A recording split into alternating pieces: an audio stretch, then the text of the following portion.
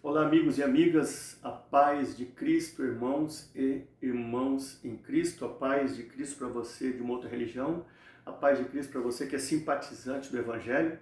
Vamos meditar em Mateus capítulo 8, versículos 5 ao 13, o centurião de Cafarnaum, tema: uma palavra de Jesus pode mudar o paladar da sua aprovação. Primeira lição: deixe a palavra entrar em você. O centurião de Cafarnaum disse: Senhor, dize somente uma palavra e o meu criado sarará. Aqui eu compreendo que não é pelo muito falar, porque o poder não está na oração. O poder está naquele que ouve a oração. Não é sobre a extensidade da oração, e sim sobre a intensidade da oração. Muitas das vezes você ora baixo como Ana, mas Deus se abaixa para te ouvir, como está escrito em Salmos 116, 2, que Deus inclina os seus ouvidos para ouvir as nossas súplicas. O centurião de Cafarnaum, ele sabia que não era necessário muita coisa acontecer para que o sobrenatural viesse sobre a vida do teu servo que estava enfermo. E quando o centurião de Cafarnaum, ele diz a Jesus que uma palavra bastaria para que a vida do teu servo que estava enfermo mudasse, eu me lembrei do processo da criação, quando Deus diz: haja luz, e houve luz. Deus disse uma palavra e a luz passou a existir. Então, Deus também, da mesma forma, se Ele quiser liberar uma palavra para a sua vida, para o seu ministério, tudo que não existe pode passar a existir de repente na sua vida, do dia para a noite. Então, assim como o centurião de Cafarnaum, ele creu que não era necessário muita coisa acontecer para que o sobrenatural viesse sobre a vida do teu servo que estava enfermo. Creia você também que não é preciso muita coisa acontecer para que o sobrenatural venha sobre a tua vida e a sua história ela seja mudada repentinamente. Porque judeu só ora uma vez. E ele acredita que Deus ouviu, ele não ora mais. Paulo orou 3 vezes porque ele estava desesperado. Então entenda uma coisa: quantas palavras proféticas, quantas ministrações, quantas ordens divinas vão precisar vir sobre a tua vida para você crer no seu milagre. Lembra de uma música secular? Quem a coroa como eu vai se lembrar. Uma palavra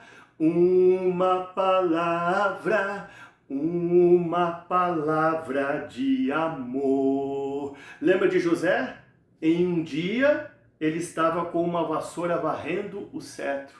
Mas aí Deus deu uma palavra para o copeiro mor, que foi lá em Faraó e disse: o senhor está com um problema aí com os seus sonhos, não consegue interpretar? Tem um varão lá no cárcere que interpreta sonhos. Uma palavra mudou o curso da vida de José. E se num dia ele estava varrendo o cárcere com uma vassoura, no outro dia ele estava com um cetro na sua mão governando. Lembra de Elias? Elias estava dentro da caverna, destruído espiritualmente, destruído emocionalmente. E aí Deus se manifesta na vida dele através do fogo. Elias resiste. Aí Deus se revela mais uma vez através de um terremoto. Elias resiste. Deus se revela pela 3ª vez através de um vento forte. Elias resiste. Mas aí Deus vem com uma voz mansa e delicada. Palavra. Uma palavra levantou Elias. E ele então estava renovado para recomeçar a sua caminhada. Eu me lembro quando eu fui uma vez no Ministério do Evangelho Mundial do meu pastor na fé, pastor Valdemar Mariano, e foi um pastor. Ele é bem pentecostal, E aí, na hora do louvor, ele entrou com o violão dele, acho que ele tinha ali uma equipe, outro com pandeiro, outro com atabaque, e entrou no Pentecoste. A igreja ficou quieta. E eu percebi o ambiente. Eu percebi que a igreja, ela não necessitava de um Pentecoste aquele dia, e ele não teve essa sensibilidade. Ele parou de louvar, agradecemos ali a sua presença. O pastor Valdemar Mariano, acho que percebeu isso. Aí ele chamou um levita, que é versátil, e o levita entoou hinos espirituais. A igreja desmontou em choro e em lágrimas. Então nós temos que perceber isso, ser versáteis. Nós temos que ter sensibilidade para saber o que a igreja precisa naquele momento, naquele ambiente, qual é a atmosfera do culto. Uma palavra pode mudar tudo. Um louvor na direção do Espírito pode trazer o quebrantamento naquele lugar. Então aqui vamos para a segunda lição. Reconhecer a autoridade de alguém é uma coisa, se submeter a ela é outra coisa.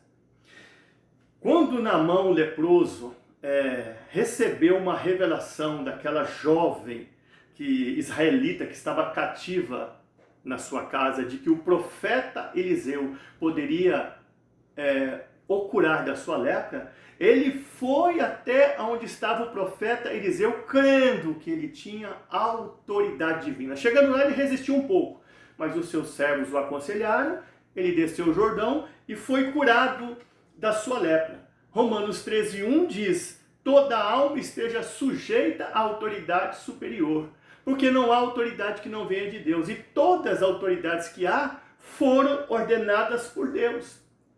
O profeta Eliseu se submeteu à autoridade divina do profeta Elias e operou no nome do Senhor 14 milagres, o dobro de milagres do profeta Elias. O profeta Elias operou em nome do Senhor 7 milagres. Então nós percebemos aqui as vantagens de obedecer à autoridade.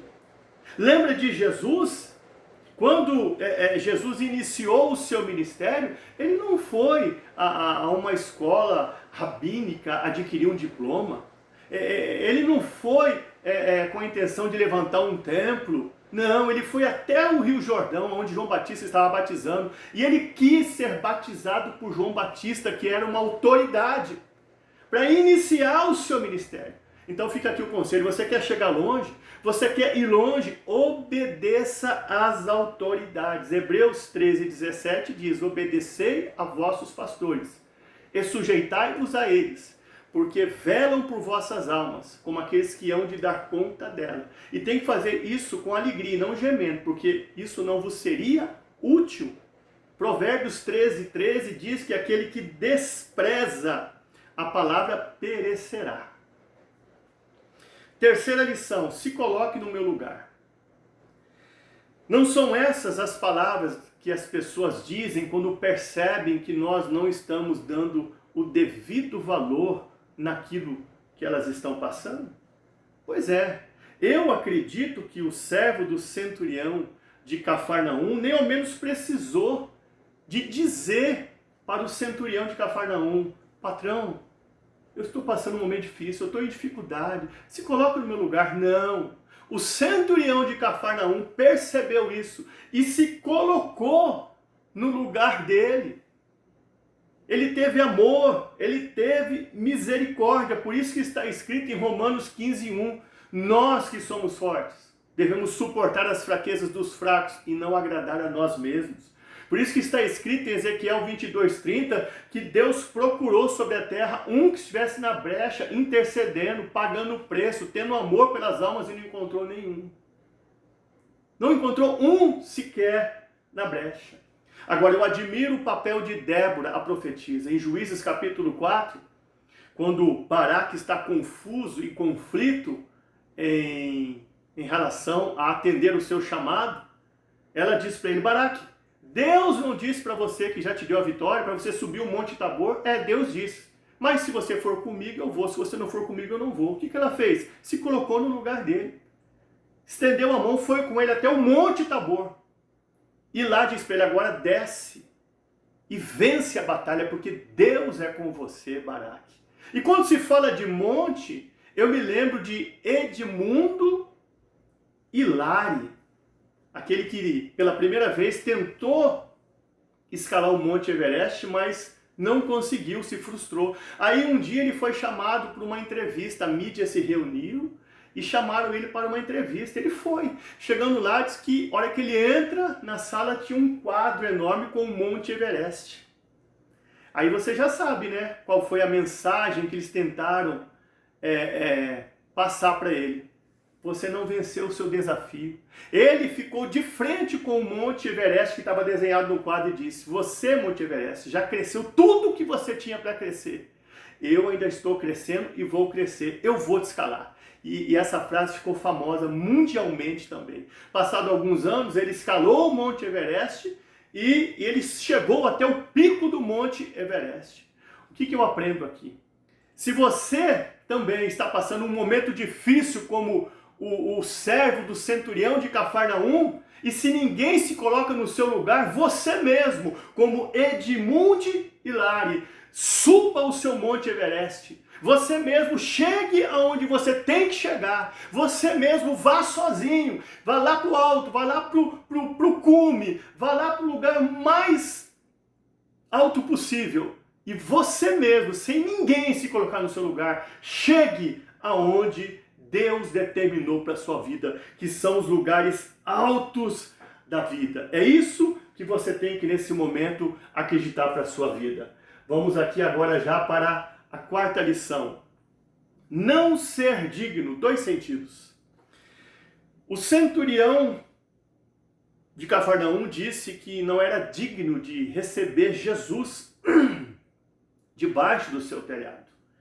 E é uma humildade muito grande, porque o centurião de Cafarnaum exalta a grandeza de Jesus e ali ele, como que eu vou dizer, mostra sua pequenez diante de Jesus. Mas há 2 lados da moeda a serem vistos aí, pois ao mesmo tempo que nós não somos dignos de ter a presença de Deus, de ter a salvação, de ter as promessas, de viver eternamente um dia, por um outro lado, a graça de Deus nos alcança, nos faz mais que vencedores e dignos de obter o melhor de Deus aqui na terra. E muitas das vezes o diabo quer usar a segunda parte da moeda contra nós, para dizer que nós não somos dignos, né? Não estamos preparados para a promessa, não estamos preparados para a bênção, não somos dignos de ter um ministério, não somos dignos de obter as promessas de Deus. Ele tenta nos desqualificar o nosso ministério, desqualificar o nosso chamado. Então entenda uma coisa, o diabo vai tentar inferiorizar você. Foi isso que ele fez com Gideão. Ele meteu na cabeça de Gideão que Gideão ele não tinha qualidades para fazer a diferença e ser o líder do seu povo. Se nós somos em Juízes 6, Deus diz para Gideão: varão valoroso, eu sou contigo, vai nessa tua força e livrarás a Israel. Aí ele disse: mas Senhor, como? A minha família é a mais pobre em Manassés e eu sou o menor da casa de meu pai. Veja só, o diabo queria colocar na cabeça dele que ele era inferior, que ele era pequeno, que ele não tinha capacidade para herdar a promessa e para ser um grande líder libertador. Então tem 2 lados da moeda, ok? Vamos já para a quinta lição. Centurião de Cafarnaum, um semeador nato. O centurião de Cafarnaum, antes de reivindicar uma colheita para Jesus, já tinha semeado uma semente. Porque os judeus já tinham ido até Jesus e dito: olha, ele é bondoso, ele é caridoso, ele construiu uma sinagoga para nós. Então, antes dele ter chegado até Jesus e reivindicado que Jesus fosse lá fazer um milagre na vida do teu servo que estava enfermo, ele já tinha uma colheita. Ele já tinha semeado na vida dos judeus. Os próprios judeus reconheceram isso, dizendo: ele fez uma sinagoga para nós. Ele é um homem do coração bom. Um pregador renomado, ele diz que a semente é a parte mais amarga do fruto, mas é através desse amargo que nós usufruímos da parte mais doce do fruto. Uma semente, ela cabe na minha mão, mas uma colheita não cabe nas minhas duas mãos. Se você não tem humildade para abrir a sua mão e semear uma semente, nunca vai ter autoridade para abrir as duas mãos e colher uma grande colheita. Isso é um princípio que nós temos que observar. Você quer ter autoridade para reivindicar as promessas de Deus para a sua vida, para reivindicar as promessas de Deus para a sua parentela, para reivindicar milagres, para reivindicar cura, para reivindicar o agir de Deus, os milagres de Deus na sua vida, no seu ministério, na sua família? Então semeie na obra de Deus, seja dizimista e ofertante, semeie na obra de Deus. Tem pregador que é contra dízimo e oferta. E eu sou ciente de algo, é 1h30 de culto, mas 5 minutos tem que falar de dízimo e oferta, porque dízimo é atemporal, dízimo é antes da lei, está na lei, está nos livros poéticos, está nos livros proféticos, está nos livros históricos, está nos 4 evangelhos, Mateus, Marcos, Lucas e João, está nas epístolas, está em Apocalipse. Dízimo é bíblico, oferta é bíblico. Falar 5 minutos, tem que falar sim. Porque você tem que ensinar o povo a cumprir princípios e ser próspero. Entenda uma coisa, a bênção de Gênesis capítulo 12, versículo 2, estava sobre a vida do centurião de Cafarnaum. E abençoarei os que te abençoarem, mas amaldiçoarei aqueles que te amaldiçoarem. Escuta uma coisa, o centurião de Cafarnaum abençoou a Israel, construiu uma sinagoga. Jesus abençoou ele, curou o servo dele.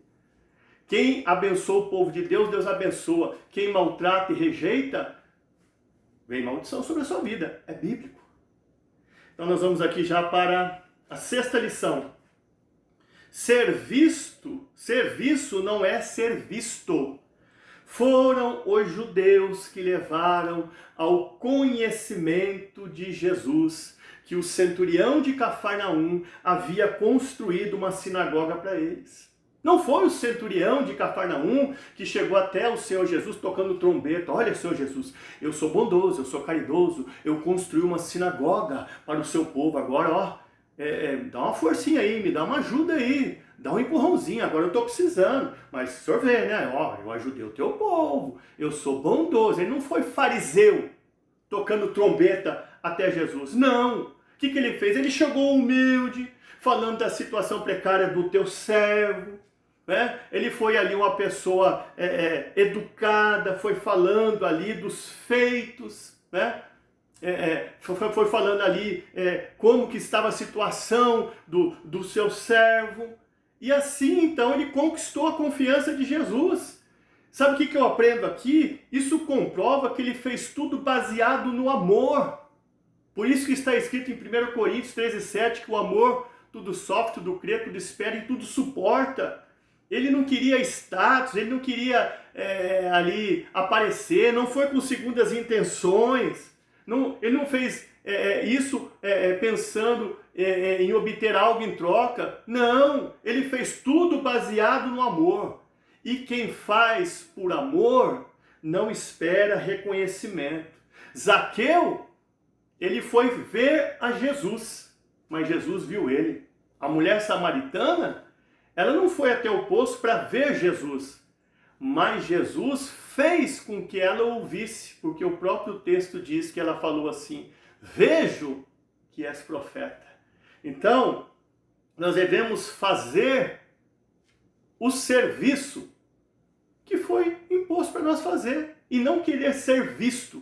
E nós vivemos em uma geração em que boa parte dela quer fazer para ser visto, e não porque foi dado esse serviço a nós. Vamos aqui já para a 7ª lição. Teve visão do que os discípulos não tiveram. O centurião de Cafarnaum reconheceu o poder do mundo espiritual quando disse para Jesus: Eu também sou homem de autoridade, digo esse vai, esse vem, esse vem. Então, quando ele disse isso a Jesus, ele estava querendo dizer o seguinte: Senhor, eu sou um pecador miserável, e sendo um pecador miserável, eu tenho autoridade sobre os meus homens. Imagina o Senhor, no mundo espiritual, ele vê o que os discípulos que andam com Jesus não viam. Sabia disso? Porque naquela tempestade de Mateus 8, depois que Jesus chega e repreende a tempestade, os discípulos dizem: quem é este que ordena até os ventos e o mar lhe obedecem? Andavam com Jesus, mas não conheciam a sua autoridade. O centurião de Cafarnaum não andava com Jesus, não era o seu discípulo, mas reconheceu a sua autoridade. E para terminar, vou dar um testemunho aqui dessa lição ainda. Falando aqui de visão, sempre o Senhor fala comigo de que eu sou cego. Ele mostra o cego na rua e fala: você é cego. Assim, num bom sentido, carinhosamente. Ou seja, você não enxerga o propósito que eu tenho na sua vida. Você não enxerga a grandeza do projeto. Aí um dia eu entrei em conflito, fiquei em dilema. E eu disse para Jesus: eu não sou cego. Não adianta o Senhor mostrar um cego na rua que eu não vou aceitar. Eu não sou cego. Pois aí eu fui andando, relutando com Deus. Aí eu estou lá na 14 de julho. De repente eu vi um cego. Falei: o Senhor vai mostrar de novo um cego e dizer que eu sou cego? Eu não acredito mais que eu sou cego. Só que vinha vindo outro cego. Vê se você acredita nisso. E os dois cegos foram chegando pertinho. Todo mundo começou a olhar com um ar de riso. Falei: não acredito que o Senhor vai fazer isso. 2 cegos se tromparam na rua. Aí Deus falou: você é cego. Aí eu falei: meu Deus, tem que me render. Eu sou cego. Você já viu isso acontecer? 2 cegos se tromparem.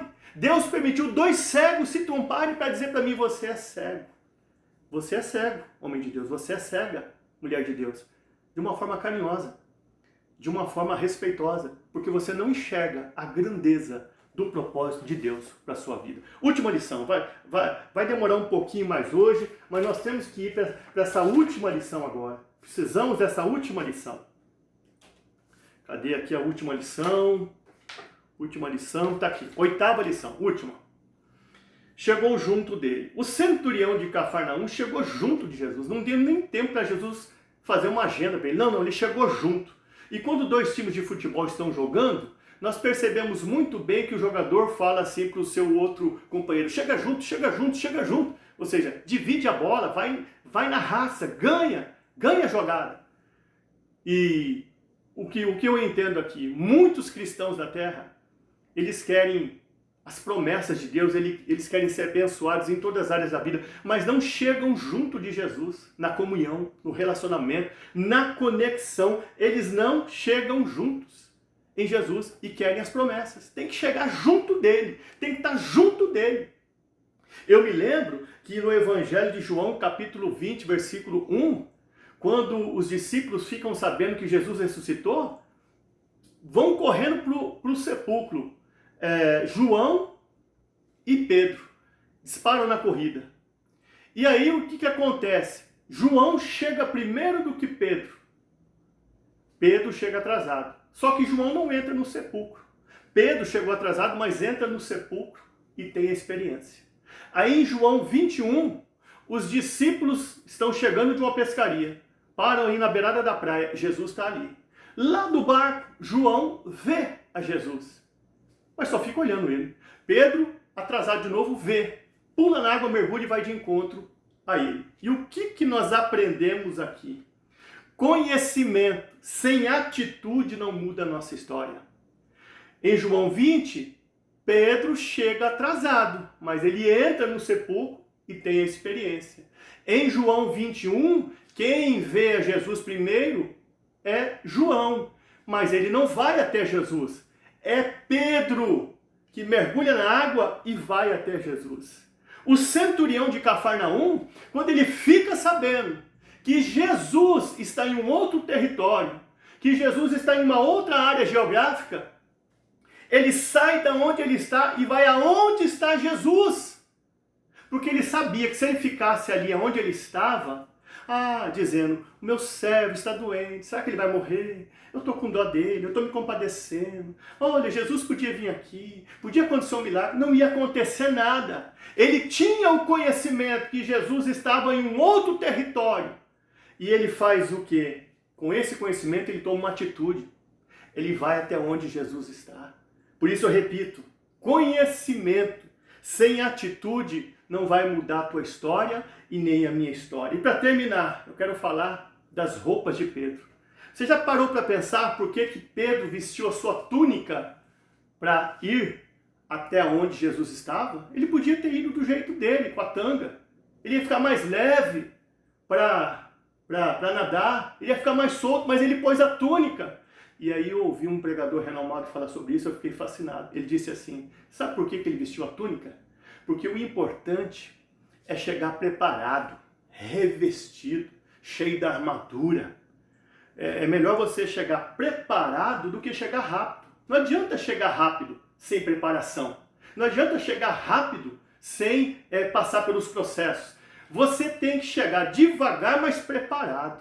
E a túnica simboliza isso, você chegar preparado. Ele foi mais devagar no seu nado, ele foi mais lento, mas ele chegou preparado.